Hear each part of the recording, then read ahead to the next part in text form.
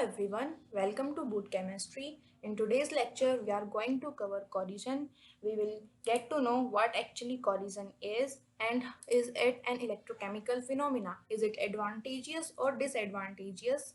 What are the various factors which affects corrosion and how we can prevent it? But before doing so, let's have a quick recap and see what we already know.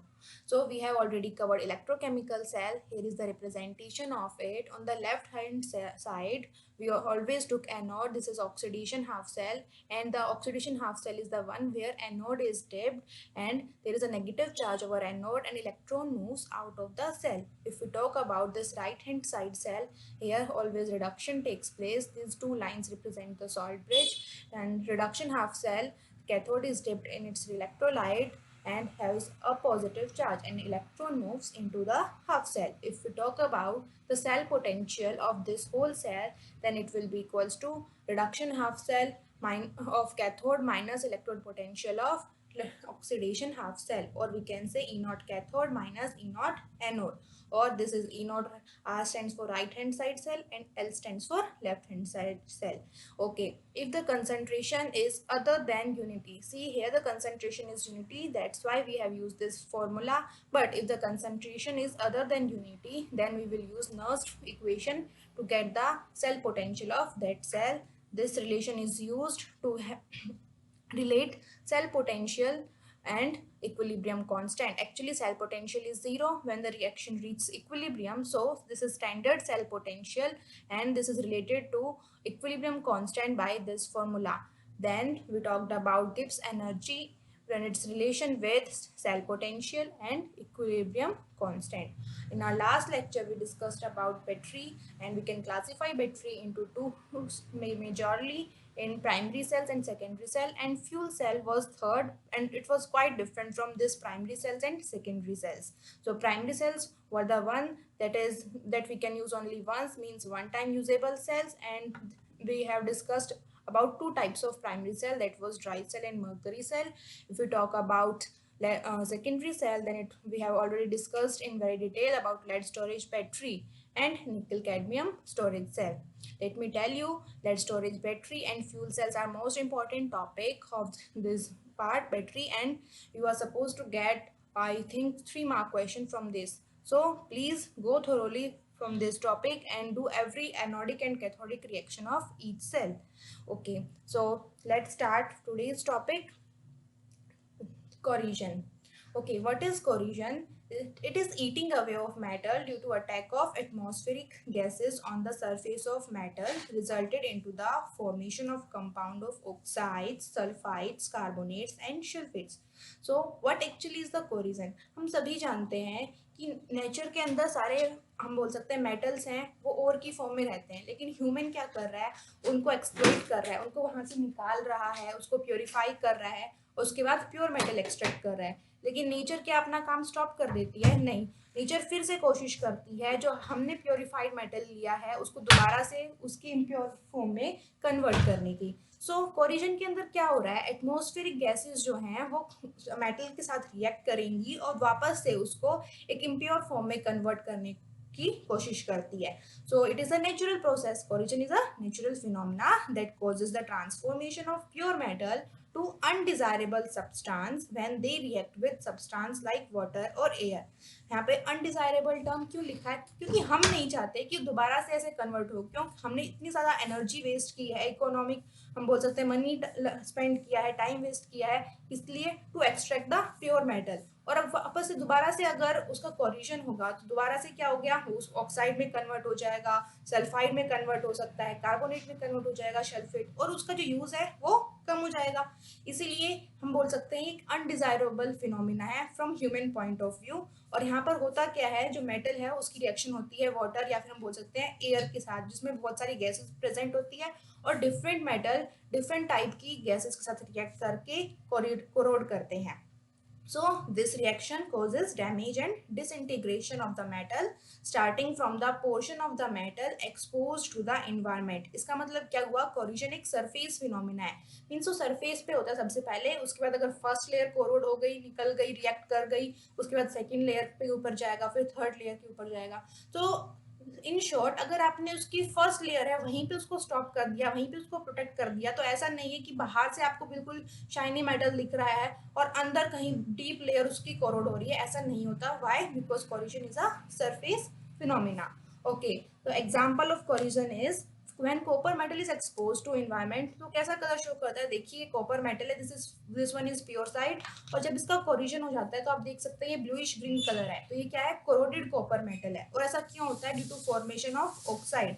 पर इसका ये मतलब नहीं है कि हर metal oxide ही form करे। जैसे कि हम बात करें सिल्वर की, एजी जिसको फॉर्मूला है, वो क्या बनाता है? सल्फाइड बनाता है, और उसका कलर क्या होता है? ब्लैक कलर होता है। लेकिन अगर हम आयरन की रस्टिंग की बात करें तो वहां पर क्या बनता है? रेड कलर का रस्ट बन जाता है। फॉर्मूला क्या होता है? Fe2O3.XH2, और 10th क्लास से जानते हैं हम सब लोग। Okay, so these are just overview of corrosion. I hope you have understood it. So question is, do all metals corrode? क्या सारे के सारे metals है उनका corrosion होता है? Well, it depends upon the reactivity of metal. तो जिन metals की रिएक्टिविटी ज्यादा है वो ज्यादा इजीली कोरोड होंगे, और जिनकी रिएक्टिविटी कम है वो लेस इजीली कोरोड होंगे। और हम बात कर रहे हैं रिएक्टिविटी की, तो रिएक्टिविटी भी हम बोल सकते हैं, ये भी बहुत छोटी टर्म हो गई, हमने बहुत पहले पढ़ी थी। उसको थोड़ा और प्रिसाइज वे में बोले, बहुत ही प्रिसाइज वे में बोले तो हम बोलेंगे ऑक्सीडेशन पोटेंशियल। एक्चुअली में कोरिजन में होता क्या है? ऑक्सीडेशन ही होता है। ऑक्सीडेशन का मतलब मैं ये नहीं कह रही हूँ कि सिर्फ ऑक्सीजन के साथ रिएक्ट हो। ऑक्सीडेशन का मतलब क्या होता है? Loss of electron. तो मेटल आयन है वो अपना इलेक्ट्रॉन लूज करते हैं। तो ये एबिलिटी है कि किसका ऑक्सीडेशन पोटेंशियल ज्यादा है, कौन इजीली अपना इलेक्ट्रॉन लूज कर देगा, वो उतनी ज्यादा कोरोड होगा। So metals placed higher in the reactivity series such as iron, zinc, etc. get corroded very easily, and metal placed lower in the reactivity series like gold, platinum and palladium, these are noble metals, they actually do not corrode, या फिर उन्हें बहुत harsh condition चाहिए होती है corrosion के लिए। So corrosion involves oxidation of the metal, and as we go down the reactivity series tendency to get oxidized is very low। तो ऑक्सीडेशन पोटेंशियल लो हो गया तो उसका मतलब क्या हो गया? उसकी रिएक्टिविटी भी कम हो जाएगी और वो लेस इजीली कोरोड होगा। देन अब यहाँ पर एक्सेप्शन क्या आ जाता है? एल्यूमिनियम। एल्यूमिनियम का ऑक्सीडेशन पोटेंशियल की अगर आप बात करेंगे तो फिर वो काफी हाई है, इसका मतलब उसका ऑक्सीडेशन तो बहुत इजीली हो जाना चाहिए, बहुत इजीली उसे कोरिजन शो करना चाहिए, पर ऐसा नहीं होता है।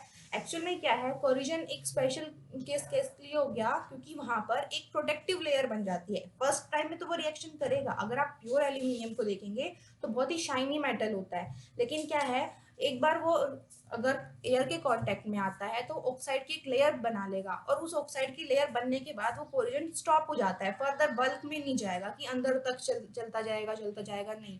एक्चुअल में जो एल्यूमिनियम ऑक्साइड की लेयर बन गई वो फर्दर कोरिजन से उसको प्रोटेक्ट करती है। So that is why aluminium is an exception. Besides having a higher value of oxidation potential, it is quite resistant to corrosion. Okay, what are the various factors which affects corrosion? Let's see briefly. So first is exposure of the metal to air containing gases like carbon dioxide, sulfur dioxide और sulfur trioxide. Means depend करता है कि जो atmosphere के अंदर gases है वो कौन कौन सी gases है, उनकी concentration कितनी है, कितने amount में metal जो है वो इनसे कांटेक्ट में आ रहा है। दूसरा क्या है?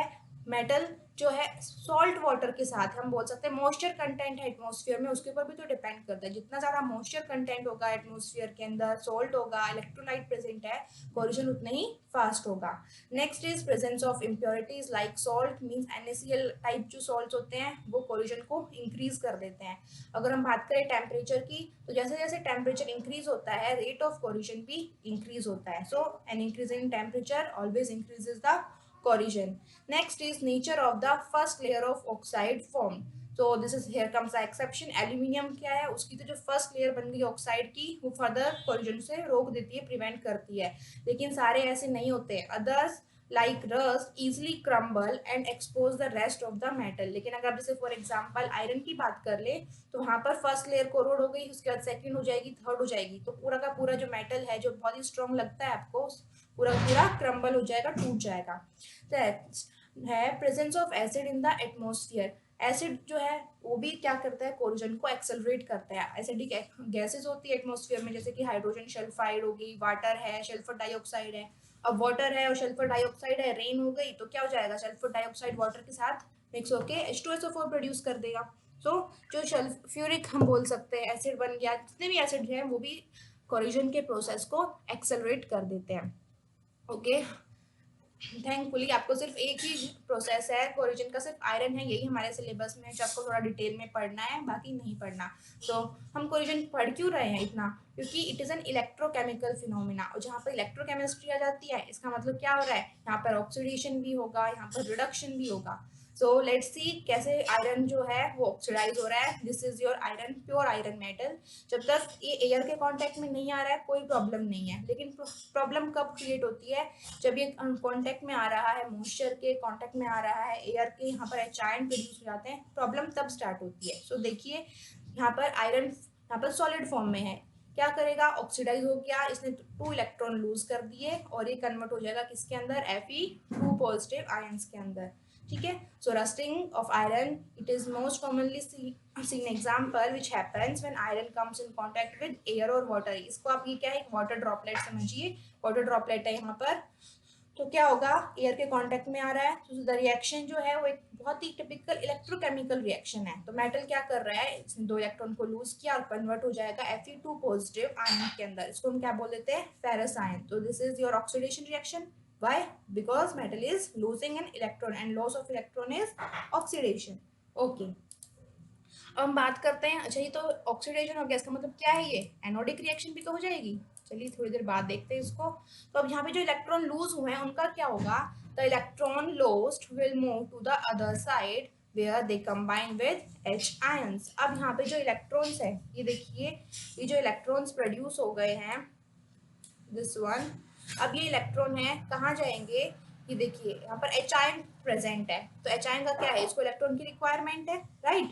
तो अब ये H आयन यहाँ से इस साइड से निकल जाएंगे और फिर ये जा रहे हैं कैथोड के ऊपर। कैथोड में यहाँ पर क्या हो रहा है, H आयन प्रेजेंट है, ऑक्सीजन प्रेजेंट है, गैस है, तो ये दोनों मिलकर इन्होंने इलेक्ट्रॉन को गेन किया और then it will be converted into water. तो this will be I think cathodic reaction see. So H ion are released either by water or by H2CO3 carbonic acid. अच्छा ये कार्बोनिक एसिड स्टोरी में कहाँ से आ गया, ये भी देख लेते हैं। तो H आयन कहाँ से प्रोड्यूस हुआ है, या तो वाटर है, वो डिसोसिएट हो जाएगा किसके अंदर, H ion plus OH negative ion, तो यहाँ से मिल गया हमको H आयन, राइट। और कार्बोनिक एसिड कहाँ से आता है, हमें पता है हमारे एटमॉस्फेयर में वाटर काफी सारा अमाउंट में है, H2O तो ऑलरेडी प्रेजेंट है, और कार्बन डाइऑक्साइड ये भी काफी ज्यादा अमाउंट में प्रेजेंट है।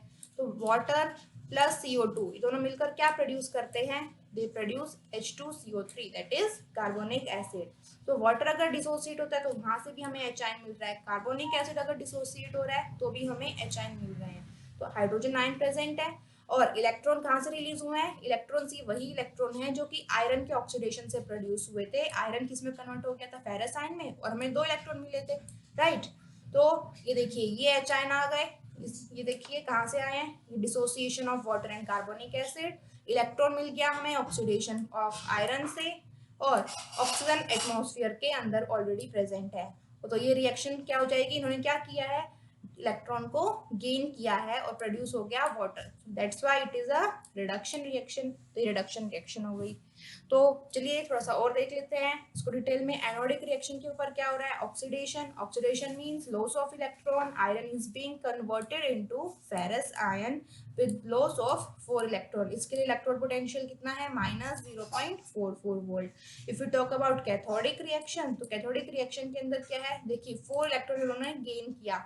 मैंने जो आपको फर्स्ट रिएक्शन दिखाई थी वहां पर बैलेंसिंग शो नहीं की थी, की रिक्वायरमेंट नहीं थी। जब हम यहाँ पर एनोडिक और कैथोडिक रिएक्शन की बात कर रहे हैं, अब मैंने क्या किया, देखिए यहाँ पर जो रिएक्शन शो कर किया है, यहाँ पर 2 इलेक्ट्रॉन लॉस्ट हो रखे हैं, राइट, और इधर 4 कर दिया। सिंपली क्या किया है, 2 से मल्टीप्लाई किया फुल रिएक्शन को। और ऐसा क्यों किया, क्योंकि यहाँ पर एक ऑक्सीजन का जो मॉलिक्यूल है इसको रिड्यूस करने के लिए 4 इलेक्ट्रॉन्स की रिक्वायरमेंट है। तो हमें 4 इलेक्ट्रॉन्स मिलेंगे कहाँ से, ऑब्वियसली एनोड से मिलेंगे। जब आयरन 4 इलेक्ट्रॉन लूज करेगा तभी तो ये गेन कर पाएगा oxygen, that's why we have multiplied this whole equation by 2 to balance the number of electron. जब बैलेंस इक्वेशन होगी तभी तो पूरा रेडॉक्स फिनोमिना है उसको हम एक्सप्लेन कर पाएंगे। तो at cathode this potential is 1.23 volt. अब ओवरऑल रिएक्शन कैसे करेंगे हम, एनोडिक और कैथोडिक को जस्ट ऐड कीजिए। So this 2Fe comes here, ये रहा, देन रिएक्टेंट साइड पे ऑक्सीजन है, ये रहा, देन रिएक्टेंट साइड पे 4H आयन है। यहाँ पर इलेक्ट्रॉन इसमें रिएक्टेंट साइड पे, इसमें प्रोडक्ट साइड पे, सो गेट कैंसल्ड आउट, और क्या बच गया, ferrous ion and water at product side, so these are product. तो प्रोडक्ट से हमें क्या पता चला, क्या मिल गया पूरे इस इलेक्ट्रोकेमिकल फिनोमिना में, हमें फेरस आयन। तो एक और बात, फेरस और फेरिक आयन में डिफरेंस आई होप आपको पता है, फिर भी आप एक बार देख लीजिए। हम जानते हैं आयरन, दिस इज आयरन, जब इलेक्ट्रॉन लूज कर देता है तो ये किसमें, मान लीजिए इसने 2 इलेक्ट्रॉन लूज किया तो प्रोड्यूस कर दिया 2 पॉजिटिव आयन, इसके लिए हम सफिक्स यूज करते हैं OUS, मींस फेरस आयन। लेकिन अगर आयरन ने 3 इलेक्ट्रॉन लूज किए होते तो किसमें कन्वर्ट हो जाता, Fe3 पॉजिटिव आयन के अंदर, और इसके लिए हम सफिक्स यूज करते हैं इक आयन।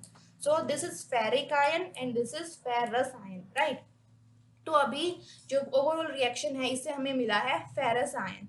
अभी फेरस आयन जो है that is formed at anode, the ferrous ion formed at anode, it will react with oxygen in the atmosphere. अब इसका फर्दर ऑक्सीडेशन होगा, इसने अगर एक इलेक्ट्रॉन और लूज कर दिया, Fe2 पॉजिटिव -1 इलेक्ट्रॉन, एक और इलेक्ट्रॉन इसने लूज किया है, दैट इज ऑक्सीडेशन।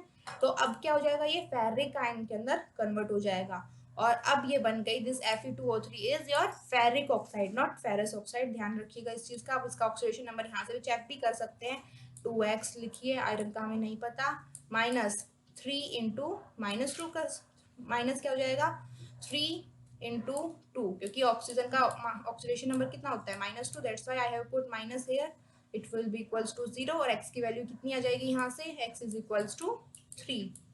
इसको मुझे ऐसे लिखना चाहिए था, 2x plus 3 into -2 is equals to 0। इससे ज़्यादा क्लियर होगा अगर आपको कभी भी कोई कंफ्यूजन क्रिएट हो तो, क्योंकि ऑक्सीजन का ऑक्सीडेशन नंबर कितना होता है, -2 होता है। चलिए, तो हमने देखा कि फेरस आयन है, ऑक्सीजन के साथ रिएक्ट करेगा और फेरिक आयन के अंदर कन्वर्ट हो जाएगा, और फेरिक आयन है then it will further react with water to form rust. तो रस्ट का फॉर्मूला क्या होता है, Fe2O3.XH2O।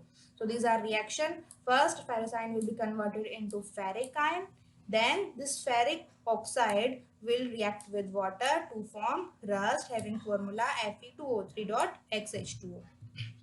ओके, तो हमने देख लिया कि हो क्या रहा है एक्चुअल में, मेटल की जो लेयर है वो डिग्रेड हो रही है, और हमारा जो जितना भी हम बोल सकते हैं इकोनॉमिक प्रोसेस है उसके अंदर मेटल जो है बहुत ही प्राइम इम्पोर्टेंस रखता है। तो हम इतनी मुश्किल से उनको प्रिपेयर कर रहे हैं, और फिर अगर नेचर जो है उसको कोरोड कर देगी तो it will be a wasteful process. Corrosion actual में है क्या, हमारे पॉइंट ऑफ व्यू से तो एक वेस्टफुल प्रोसेस है ना, तो हम क्या चाहेंगे उसको किसी तरीके से प्रिवेंट करना। हमारी जो इकोनॉमी है मेटल्स के ऊपर बहुत ज़्यादा डिपेंड करती है, जितने भी ब्रिजेस हैं, हमारे जितने भी हाउस होल्ड फर्नीचर्स हैं उसके अंदर मेटल बहुत यूज़ होता है। हमारे ऑटोमोबाइल्स का पार्ट हो गए, जितनी भी मशीनरीज हैं, सबके सब विंडोज हो गए, डोर्स, रेलवे ट्रैक्स तो काफी इमेंस इंपॉर्टेंस रखते हैं। तो सबके अंदर क्या यूज हो रहा है, मान लीजिए आयरन की बात करें, iron is not the only metal, copper, aluminium and much more, right.